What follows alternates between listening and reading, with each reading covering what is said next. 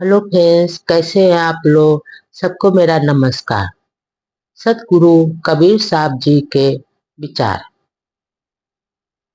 नाही परतीत जो या संसारा, दर्ब की चोट कठिन कै मारा। सो तो से सो जाए लुकाए, काहू के परतीत न आए।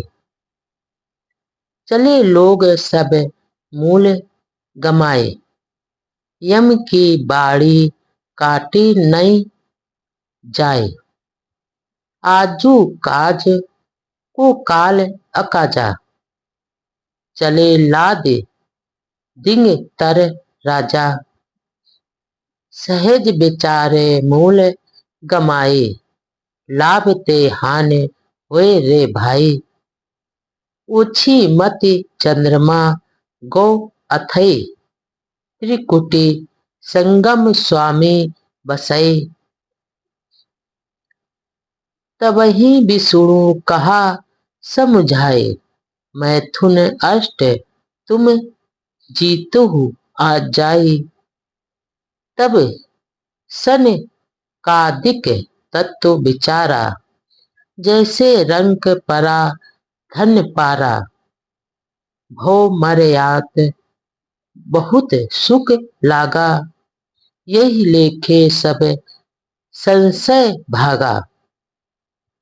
देखत उत्पात लागू ना बारा, एक कहे मरय एक करय विचारा। मुँहे गए कि काहू ना कही, झूठी आस लागी जग रही। सतगुरु कबीरदास जी कहते हैं कि धन की चाहना रूपी कठिन मार लगी होने के कारण संसारिक जीवों को सत्य पर विश्वास ही नहीं होता है, या नहीं समझते कि वह नाशवान द्रव्य अंत में नष्ट हो जाएगा। कबीरदास जी कहते हैं कि धन के को चाहना रूपी कठिन मार लगी होने के कारण संसारिक जीवों को सत्य पर विश्वास ही नहीं होता है। यह लोग नहीं समझते कि ये सारी चीजें नाशवान द्रव्य अंत में ही नष्ट हो जाएगा। अर्थात द्रव्य की चाह करने वाले व्यक्ति यानी मनुष्य को यह दृढ़ निश्चय नहीं हुआ न होता है। अतः लोग मोक्ष का मूल नरदेह को गमाकर पशुवत शरीर मायामय में चले गए, जहाँ की यमराज का कठिन बंधन न किसी से काटा जाता है, न ही काटने का साधन है। अर्थात लोग माया के आक्रमण को काट नहीं पाते। आज कल्याण साधना करने का सुनहरा अवसर है, पता नहीं कल रहेगा या नहीं।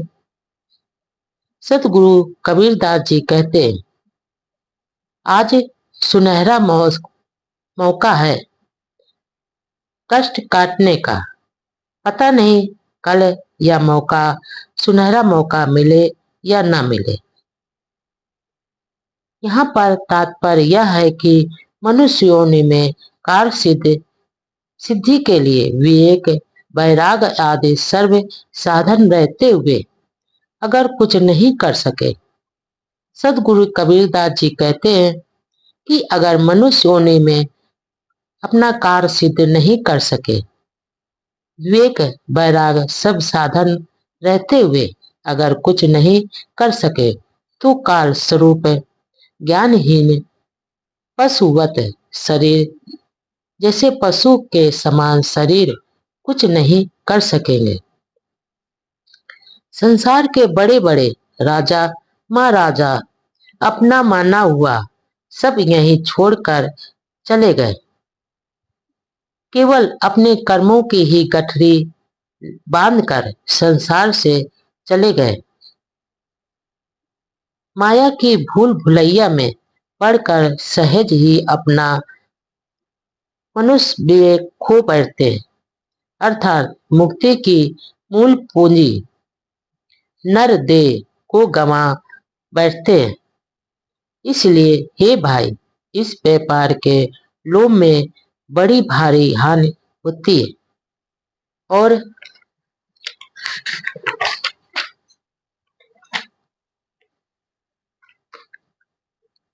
मूलधन भी खो जाता है। सतगुरु कहते हैं कि योगियों का मत है कि परम तत्व यानी सबका मालिक त्रिकुटी में निवास करता है, इसलिए उसे पाने के लिए वे सभी लोग योगाभ्यास करते हैं। जबकि मन जब सतरूप विचार से हीन होता है तब सर्व इंद्रियों को विषयों में लगा देता है और स्वयं निज अधिष्ठ चंद्र देव में लय हो जाता है। अर्थात साधकों में से जिनकी बुद्धि मलिन होती है उनका मन यानी मत विषयों में लीन हो जाता है। सतगुरु जी कहते हैं कि साधकों की ऐसी दशा देखकर ही विष्णु जी या सदाचार्यों ने उपदेश दिया कि योगाभ्यास ध्यान आदि के पूर्व अष्ट मैथुनों पर विजय प्राप्त करो और उक्त उपदेश पर सनकादिकों एवं मुच्छुओं ने आत्म तत्व का विचार किया है तो उन्हें यह सर्वथा सर्वोचित लगा है कि वे काफी संतुष्ट हुए हैं। जैसे दरिद्र को भारी संपत्ति पड़ी हुई मिल जाती है तो वो सदाचार से रहने के कारण संसार में उनकी मर्यादा बढ़ जाती है और यही मान सम्मान देखकर वे स्वयं इस भ्रम में पड़ जाते हैं कि हमारे जैसा ज्ञानी कोई नहीं है। परंतु जहाँ आत्म विचार जड़ चेतन की अनभिज्ञता हो वहाँ अविद्या तो बनी हुई रहती है। इसलिए विवेक पूर्ण विचार से दृष्टिपात करने पर यह स्पष्ट होता है कि इस तत्व विचार से जन्म मरण का दुख दूर नहीं हो सकता। माया मोह में पड़कर एक आदमी पतित हो रहा है और दूसरा उसी माया में गिरने के लिए तैयार हो जाता है। यह कोई नई नहीं कहता कि जो लोग माया मोह की भूल भुलैया में पड़कर मर गए हैं वे धोखे में जीवन खो चुके हैं और जो लोग जीवित रहते हैं उन्हें माया मोह की झूठी आशा लगी रहती है।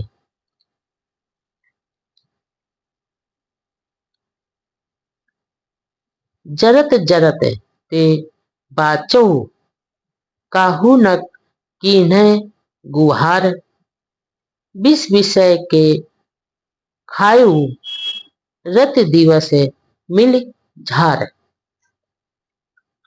सदगुरु कबीरदास जी कहते हैं कि जीव अनादिकाल से ही जन्म मरण के चक्कर में जलते जलते आज बचने के स्थान मानव शरीर में आया है, परंतु इसका लाभ नहीं ले पाता है।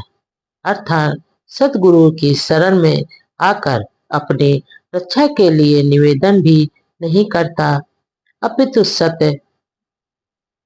रात दिन केवल विषय भोग रूपी विष को पी रहा है, अर्थात सत ज्ञान की चाय नहीं करता। कल्पना में ही सारे मनुष्य खोए रहते हैं।